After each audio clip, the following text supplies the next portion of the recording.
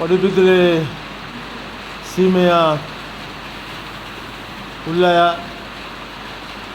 ಮಹಾಲಿಂಗೇಶ್ವರ ದೇವಸ್ಥಾನದ ಈ ಒಂದು ಜೀರ್ಣೋದ್ಧಾರದ ಸಲುವಾಗಿ ಇವತ್ತು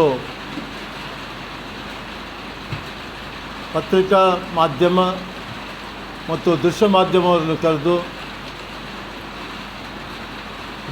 ದೇವಸ್ಥಾನದ ಜೀರ್ಣೋದ್ಧಾರದ ಇವತ್ತಿನವರೆಗೆ ಆದ ಕೆಲಸ ಮತ್ತು ಮುಂದೆ ಆಗಬೇಕಾದ ಕೆಲಸವನ್ನು ಸಂಕ್ಷಿಪ್ತವಾಗಿ ವಿವರಿಸಬೇಕು ಅನ್ನೋ ಒಂದು ಉದ್ದೇಶದಿಂದ ಇವತ್ತು ತಮ್ಮೆಲ್ಲರನ್ನು ಕರೆದಿದ್ದೇವೆ. ತಾವು ಭಾಳ ಕಡಿಮೆ ಸಮಯದಲ್ಲಿ ಜೀರ್ಣೋದ್ಧಾರ ಸಮಿತಿಯ ಕರೆಗೆ ಹೋಗುಟ್ಟು ಆತ್ಮೀಯರಾಗಿ ಇಲ್ಲಿ ಬಂದಿದ್ದೀರಿ. ತಮ್ಮೆಲ್ಲರಿಗೂ ಈ ಒಂದು ಪಡುಬಿದ್ರೆಯ ಮಹಾಲಿಂಗೇಶ್ವರ ಮಹಾಗಣಪತಿ ದೇವಸ್ಥಾನದ ಜೀರ್ಣೋದ್ಧಾರದ ವಿಷಯವನ್ನು ತಿಳಿಸಲಿಕ್ಕೆ ಇಚ್ಛಿಸ್ತಾ ಇದ್ದೇನೆ.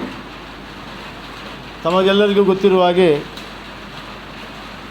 ಪಡುಬಿದ್ರೆ ಸೀಮೆಯ ಉಳ್ಳಯ ಮಹಾಲಿಂಗೇಶ್ವರ ದೇವರು ಈ ಎರಡು ಜಿಲ್ಲೆಯ ಈ ಭಾಗದ ಲಕ್ಷಾಂತರ ಭಕ್ತರನ್ನು ಕರೆಸಿಕೊಂಡಂಥ ಒಂದು ಕಾರಣಿಕವಾದ ಜಾಗ. ಇಲ್ಲಿ ಸಮಸ್ತ ಭಕ್ತಾದಿಗಳು ಸೇರಿ ಇದರ ಜೀರ್ಣೋದ್ಧಾರವು ನನ್ನ ಮಾವನವರು ಅಂದರೆ ಪಡುಬಿದ್ರೆ ದಿವಂಗತ ಮಹಾಬಲ್ ಶೆಟ್ಟರವರ ಕಾಲದಲ್ಲಿ ಇದು ಜೀರ್ಣೋದ್ಧಾರ ಆಗಿದೆ.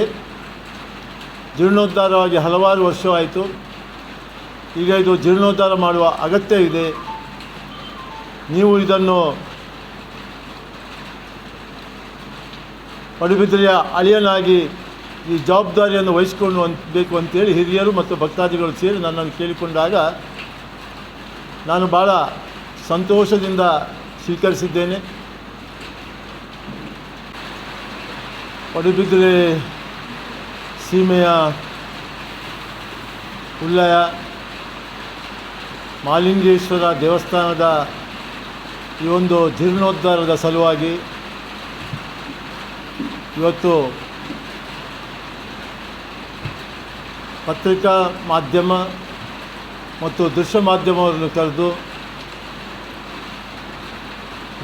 ದೇವಸ್ಥಾನದ ಜೀರ್ಣೋದ್ಧಾರದ ಇವತ್ತಿನವರೆಗೆ ಆದ ಕೆಲಸ ಮತ್ತು ಮುಂದೆ ಆಗಬೇಕಾದ ಕೆಲಸವನ್ನು ಸಂಕ್ಷಿಪ್ತವಾಗಿ ವಿವರಿಸಬೇಕು ಅನ್ನೋ ಒಂದು ಉದ್ದೇಶದಿಂದ ಇವತ್ತು ತಮ್ಮೆಲ್ಲರನ್ನು ಕರೆದಿದ್ದೇವೆ.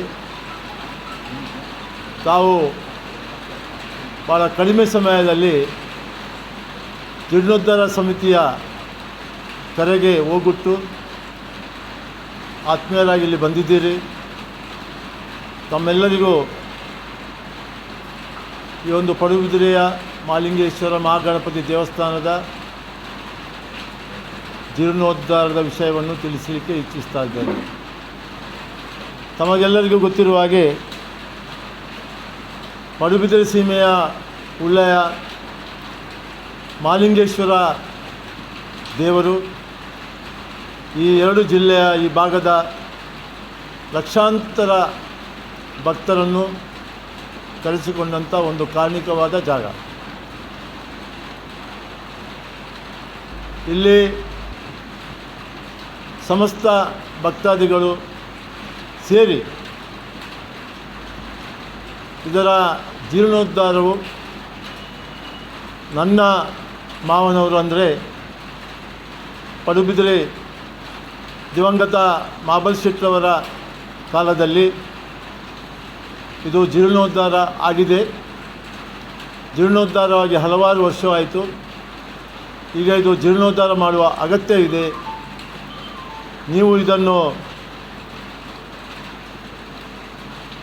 ಪಡುಬಿದ್ರೆಯ ಅಳಿಯನಾಗಿ ಈ ಜವಾಬ್ದಾರಿಯನ್ನು ವಹಿಸಿಕೊಂಡು ಬೇಕು ಅಂತೇಳಿ ಹಿರಿಯರು ಮತ್ತು ಭಕ್ತಾದಿಗಳು ಸೇರಿ ನನ್ನನ್ನು ಕೇಳಿಕೊಂಡಾಗ ನಾನು ಭಾಳ ಸಂತೋಷದಿಂದ ಸ್ವೀಕರಿಸಿದ್ದೇನೆ. ಹೇಳಿ ಈ ಕೆಲಸದಲ್ಲಿ ನನ್ನನ್ನು ನಾನು ತೊಡಗಿಸಿಕೊಂಡಿದ್ದೇನೆ. ತಮಗೆ ಗೊತ್ತಿರುವ ಹಾಗೆ ಜೀರ್ಣೋದ್ಧಾರದ ಅಂಗವಾಗಿ ಮೊದಲನೇದಾಗಿ ಬಾಲಯಾನ. ಏಪ್ರಿಲ್ ತಿಂಗಳಲ್ಲಿ ಈಗಾಗಲೇ ನಾವು ದೇವಸ್ಥಾನದ ಅಲ್ಲಿರುವಂಥ ದೇವರು ಮಾಲಿಂಗೇಶ್ವರ ಉಳ್ಳಾಯ ಮತ್ತು ಸಾನ್ನಿಧ್ಯದಲ್ಲಿರುವಂಥ ಮಹಾಗಣಪತಿ ದೇವರನ್ನು ಹೊರಗಡೆ ಬಾಲಯಾನದಲ್ಲಿ ಕೂತ್ಕೊಳಿಸಲಾಗಿದೆ. ಹಾಗೆ ಏಪ್ರಿಲ್ 23ರಂದು ಅದಮಾರ ಮಠದ ಸ್ವಾಮಿಗಳು ಮತ್ತು ಅದಮಾರ ಮಠದ ಶ್ರೀಪಾದರು, ಕೃಷ್ಣಾಪುರ ಮಠದ ಶ್ರೀಪಾದರು, ಪರಮ ಪೂಜ್ಯ ಸ್ವಾಮೀಜಿಯವರು ಇಬ್ಬರು ಬಂದು ಶಿಲಾನ್ಯಾಸದ ಕಾರ್ಯಕ್ರಮವನ್ನು ಮಾಡಿ ಹೋಗಿದ್ದಾರೆ. ಹಾಗೆ 23ರಂದು ಶಿಲಾನ್ಯಾಸ ಆಗಿ ಈಗಾಗಲೇ ತಮ್ಮೆಲ್ಲರಿಗೂ ಗೊತ್ತಿರುವ ಹಾಗೆ ಕೆಲಸ ಶುರುವಾಗಿದೆ. ಕಾರ್ಕಳದ ಒಬ್ಬ ಭಾಳ ಯೋಗ್ಯರೆನಿಸಿದ ಹಲವಾರು ದೇವಸ್ಥಾನಗಳನ್ನು ಮಾಡಿದಂಥ ಒಬ್ಬರು ಕಾಂಟ್ರಾಕ್ಟರನ್ನು ನಾವು ಈ ಕೆಲಸದ ನಿಮಿತ್ತ ಅವರನ್ನು ಅಪಾಯಿಂಟ್ ಮಾಡಿದ್ದೇವೆ.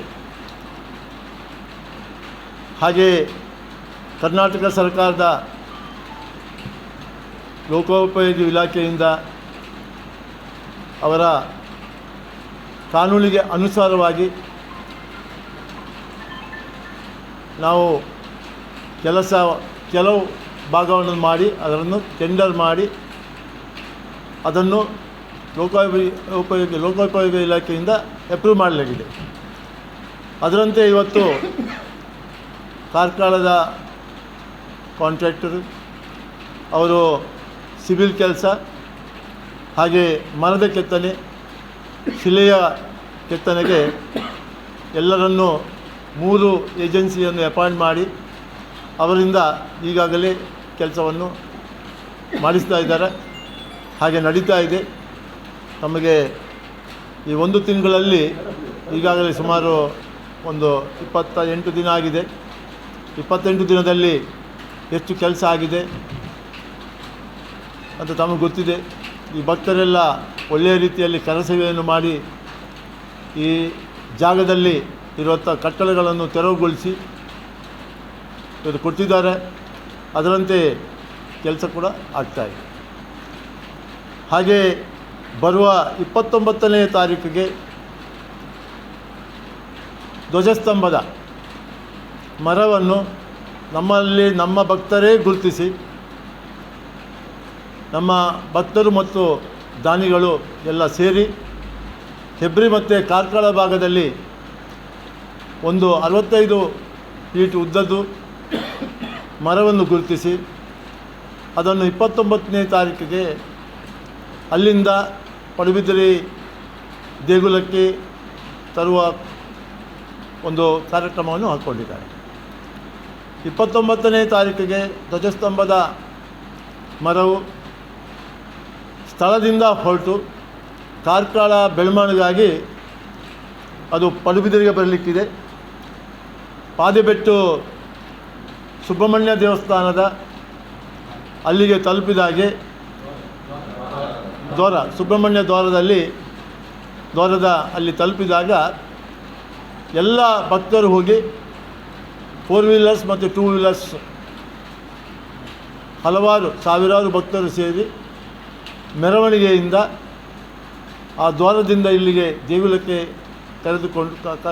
ಕರೆದುಕೊಂಡು ಸುಮಾರು 5:30 ಗಂಟೆಗೆ ಇಲ್ಲಿ ದೇವಸ್ಥಾನಕ್ಕೆ ತಲುಪಲಿದ್ದಾರೆ. ಹಾಗೆ 30ನೇ ತಾರೀಕಿಗೆ ನಿಧಿಕುಂಭ ಕಾರ್ಯಕ್ರಮ ಇದೆ. ಈ ಕ್ಷೇತ್ರದ ಉಪನ್ಯಾಸ ಸಾನ್ನಿಧ್ಯ ಶ್ರೀ ಮಹಾಗಣಪತಿ ದೇವರ ಸನ್ನಿಧಾನದಲ್ಲಿ ಭಕ್ತರ ಭಕ್ತಿಯ ಸಂಕೇತವಾಗಿ ನಿಧಿಕುಂಭದಲ್ಲಿ ಎಲ್ಲ ಭಕ್ತರು ಸೇರಿ ಅದು ಅವರು ಮಾಡುವ ದಾನ ಬಂಗಾರ ಇರ್ಬೋದು, ಚಿನ್ನ ಇರ್ಬೋದು, ಬೆಳ್ಳಿ ಇರ್ಬೋದು, ನವರತ್ನ ಇರ್ಬೋದು, ಹಾಗೆ ಒಂದು ಹಣದ ಸಂಗ್ರಹಣೆ ಇರ್ಬೋದು. ಆವತ್ತಿನ ದಿನ ಯಾರಾದರೂ ನಿಧಿ ಕುಂಭದಲ್ಲಿ ಅವರು ಅನೌನ್ಸ್ ಮಾಡ್ಬೋದು, ಹಾಗೆ ಕೊಡ್ಬೋದು. ಇದು 30ನೇ ತಾರೀಕಿನ ಕಾರ್ಯಕ್ರಮದಲ್ಲಿ ಬೆಳಗ್ಗೆ ನಡೆದರೆ ಅದಾದಮೇಲೆ ಸಭಾ ಕಾರ್ಯಕ್ರಮ ನಡೀಲಿಕ್ಕಿದೆ. 7 ಹೌದು ಸರಿ. ನಿಧಿ ಕುಂಭದ ದಿನ ಸ್ವಾಮೀಜಿಯವರು ಬರಲಿಕ್ಕಿದ್ದಾರೆ, ಪಲಿಮಾರ್ ಸ್ವಾಮಿಗಳು. ಪರಮಪೂಜ್ಯ ಪಲಿಮಾರು ಶ್ರೀಪಾದರು ಅವತ್ತು ಬೆಳಿಗ್ಗೆ 7:12ಕ್ಕೆ ನಡೆಯುವಂಥ ಲಗ್ನದಲ್ಲಿ, ನಿಧಿ ಕುಂಭ ಲಗ್ನದಲ್ಲಿ ಅವರು ಕೂಡ ಭಾಗವಹಿಸಲಿದ್ದಾರೆ. ಹಾಗೆ ಸಹಸ್ರಾರು ಭಕ್ತರು ಬಂದು ನಿಧಿ ಕುಂಭದಲ್ಲಿ ಭಾಗವಹಿಸಿಕೊಂಡು ಅನ್ನಪ್ರಸಾದವನ್ನು ಸ್ವೀಕರಿಸಿ ತೆರಳಲಿದ್ದಾರೆ. ಈ ಕಾರ್ಯಕ್ರಮದಲ್ಲಿ ನಮ್ಮ ಸರ್ಕಾರದಿಂದ ಅನುಮೋದನೆ ಆದಂಥ ಒಂದು ಜೀರ್ಣೋದ್ಧಾರ ಸಮಿತಿ, ಆನುವಂಶಿಕ ಕಿಜ್ಜಂಕ ಬಳ್ಳಾಲರು, ರತ್ನಾಕರ್ ರಾಜ ಅರಸರು, ಹಾಗೆ ಪೇಟಮನೆ ಭವಾನಿಶಂಕರ್ ಅವರು, ಹಿರಿಯರು ರವೀಂದ್ರ ಹೆಗಡೆಯವರು, ನಾವಡ ಅವರು, ನಮ್ಮ ಕಾರ್ಯದರ್ಶಿ ಶ್ರೀನಾಥ್ ಹೆಗಡೆಯವರು, ಎಲ್ಲರೂ ದೇವಸ್ಥಾನದ ಅಡ್ಮಿನಿಸ್ಟ್ರೇಷನ್ ಎಲ್ಲರೂ ಈ ಕಾರ್ಯಕ್ರಮದಲ್ಲಿ ಭಾಗವಹಿಸಿದ್ದಾರೆ. ಬಹುಶಃ ಮುಂದಿನ ದಿನದಲ್ಲಿ ನಮ್ಮ ಈ ಒಂದು ದೇಗುಲದ ಜೀರ್ಣೋದ್ಧಾರ ಸುಮಾರು 30 ಕೋಟಿ ವೆಚ್ಚದಲ್ಲಿ ನಾವು ಮಾಡಲಿಕ್ಕಿದ್ದೇವೆ. ಒಂದು ಸುಂದರವಾದ ದೇವಸ್ಥಾನವನ್ನು ನಿರ್ಮಿಸಬೇಕು ಅಂತೇಳಿ ಈ ಭಾಗದ ಭಕ್ತರ ಸಂಕಲ್ಪ. ಆ ಸಂಕಲ್ಪದಂತೆ ಈಡೇರುತ್ತದೆ ಅನ್ನೋ ಒಂದು ವಿಶ್ವಾಸ ಕೂಡ ಅಧ್ಯಕ್ಷನಾಗಿ ಸಂದರ್ಭದಲ್ಲಿ ನಾನು ಹೇಳಲಿಕ್ಕೆ ಇಚ್ಛೆ ಪಡ್ತಾ ಇದ್ದೇನೆ. 1 ವರ್ಷ ಅಂತ ಹೇಳಿದ್ದೇವೆ ನಾವು. 1 ವರ್ಷ 3 ತಿಂಗಳು ಅಂದರೆ ಬರುವ ವರ್ಷ ಜೂನ್ ಮಳೆಗಾಲದ ಮೊದಲು ಈ ದೇವಸ್ಥಾನ ಜೀರ್ಣೋದ್ಧಾರ ಆಗಿ ಬ್ರಹ್ಮಕಲಶೋತ್ಸವ ಹೋಗಬೇಕಂತ ನಮ್ಮೆಲ್ಲರ ಸಂಕಲ್ಪ. ಇದನ್ನು ನೀವು ದೃಶ್ಯ ಮಾಧ್ಯಮದವರು, ಪತ್ರಿಕಾ ಮಾಧ್ಯಮದವರು ಎಲ್ಲ ಭಕ್ತರಿಗೆ, ಈ ಭಾಗದ ಭಕ್ತರು ಈ ಊರಲ್ಲದೆ ಪರ ಊರಿನಲ್ಲಿದ್ದಾರೆ, ಸಾಕಷ್ಟು ಜನ ಪರದೇಶದಲ್ಲಿದ್ದಾರೆ, ಅವರಿಗೆ ಇದನ್ನು ನೀವು ತಲುಪಿಸಬೇಕಂತೇಳಿ ನಿಮ್ಮಲ್ಲಿ ನಮ್ಮ ವಿನಂತಿ. ಬೇಕಾದಗೊಂಡ ವಂಶಕ ಸಮಾಜ ಪೌರಾಣಿಕ ಈಗ ಭೀಮಾ ಜ್ಯುವೆಲ್ಲರ್ಸ್ ಅವರು ಬಂದು ಇಲ್ಲಿ ಅವರು ಔಟ್ಲೆಟ್ ಹಾಕ್ತಾರೆ ಅಂತ. ಸೊ ಯಾರಿಗೆ ಏನಾದರೂ ಬೇಕಿದ್ರೆ ಬೇಕಾಗಿ ಪರ್ಚೇಸ್ ಮಾಡಿದೆ ಇಲ್ಲಿ ಇಲ್ಲ ಇಲ್ಲ ಅಲ್ಲ ಬಾಕಿ ಜಾಗದಲ್ಲಿ ಉಂಟು.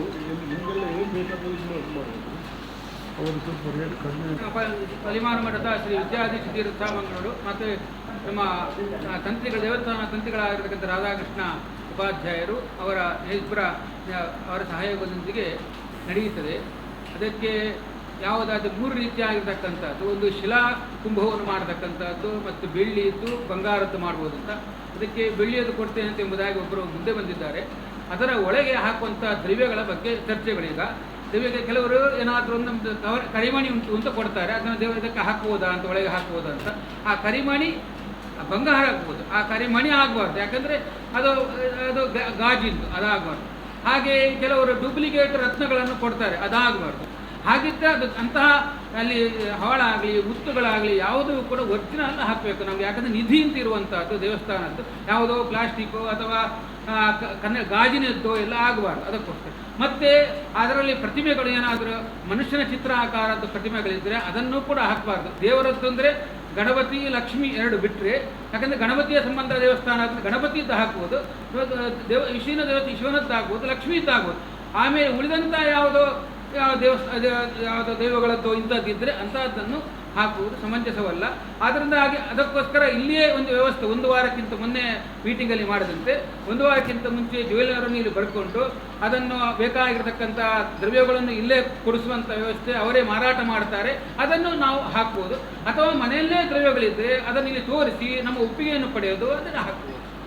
ಇಷ್ಟು ವ್ಯವಸ್ಥೆ. ಅಂತೂ ಆ ಕುಂಭವು ಪೂರ್ಣವಾಗಬೇಕು, ಅರ್ಧ ಆಗಬಾರ್ದು ಅಥವಾ ಕಾಲ ಆಗಬಾರ್ದು, ಮುಕ್ಕಾಲು ಆಗಬಾರ್ದು. ಅದು ಪೂರ್ಣವಾಗಿದ್ದುಕೊಂಡು ಅದಕ್ಕೆ ಮುಂದೆ, ಹಾಗಾದರೆ ಅಡಿಗೆ ಒಂದು ಶಿಲೆಯ ಪೀಠ ಇರ್ತಾರೆ, ಅದರ ಮೇಲೆ ನಿಧಿ ಕುಂಭವನ್ನು ಇಡ್ತಾರೆ, ಅದರ ಮೇಲೆ ಒಂದು ಪದ್ಮದ ಇದನ್ನು ಬೆಳ್ಳಿಯದ್ದು ಇಟ್ಟುಕೊಂಡೆ ಒಳ್ಳೆಯದ್ದು ಹಾಕ್ತಾರೆ, ಅದರ ಮೇಲೆ ಮಣ್ಣನ್ನು ಮುಚ್ತಾರೆ. ಇದು 7 ಗಂಟೆ 12 ನಿಮಿಷಕ್ಕೆ ಈ ಮುಹೂರ್ತಕ್ಕೆ ನಾಡುದು. ಅದಕ್ಕಿಂತ ಮುಂಚೆ ಅದಕ್ಕೆ ಹಾಕುವವರೆಲ್ಲ ಅವಕಾಶ ಮಾಡಿಕೊಳ್ಳಿರ್ತಕ್ಕಂಥ ಆ ಸಂದರ್ಭದಲ್ಲಿ ಮಾತ್ರ ಆಗುವುದಿಲ್ಲ. ಅಂದರೆ ಆ 7 ಗಂಟೆ ಹೆಚ್ಚಿನ ಏನಿದ್ರು ಕೂಡ 6:30 7 ಗಂಟೆ ಒಳಗೆ. ಹಿಂದಿನ ದಿವಸ ಎಷ್ಟು, ಯಾಕಂದರೆ ಹಿಂದಿನ ದಿವಸ ಅದಕ್ಕೆ ಬೇಕಾಗಿರ್ತಕ್ಕಂಥ ತಂತ್ರಿಗಳು ಫೋನ್ ಮಾಡಿ ಹೇಳಿದ್ರು, ಹಿಂದಿನ ದಿವಸ ಸಾಯಂಕಾಲನೇ ತಂತ್ರಿಗಳು ಬರ್ತಾರೆ, ಅದಕ್ಕೆ ವಾಸ್ತು ಪೂಜೆ ಆಗಬೇಕು, ವಾಸ್ತು ಬಲಿಗಳಾಗಬೇಕು. ಅದೆಲ್ಲ ಆದ ಮೇಲೆ ಮರು ದಿವಸ ಇದು 7 ಗಂಟೆಗೆ ಈ ಮುಹೂರ್ತದಲ್ಲಿ 7:12 ಮುಹೂರ್ತಕ್ಕೆ ಇದು ಪ್ರತಿಷ್ಠೆ ಆಗ್ತಕ್ಕಂಥ. ಇಲ್ಲ, ಅದೇ ಬಂಗಾರ ನಾಣ್ಯ ಬೆಳ್ಳಿ ನಾಣ್ಯಗಳು ಹಾಕ್ಬೋದು. ಅದರಲ್ಲಿ ಬಂಗಾರ ಬೆಳ್ಳಿ ನಾಣ್ಯದಲ್ಲಿ ಕೂಡ ಯಾರ್ಯಾರ್ದು ಚಿತ್ರ ಇರಬಾರ್ದು, ಅಥವಾ ಖಾಲಿ ಇದ್ದು ತೊಂದರೆ ಇಲ್ಲ, ಖಾಲಿ ಕಾಯಿನ್ಸ್ ಥರ ಇದ್ದರೂ ಅದು ತೊಂದರೆ ಇಲ್ಲ, ತೊಂದರೆ ಇಲ್ಲ. ಅದಕ್ಕೋಸ್ಕರ ಖಾಲಿ ಅಚ್ಚೆ ಹಾಕ್ಕೊಂಡು ಇಲ್ಲಿ ಮಾಡ್ತಾರೆ, ಅದನ್ನು ತಗೊಂಡು ಹಾಕ್ಬೋದು.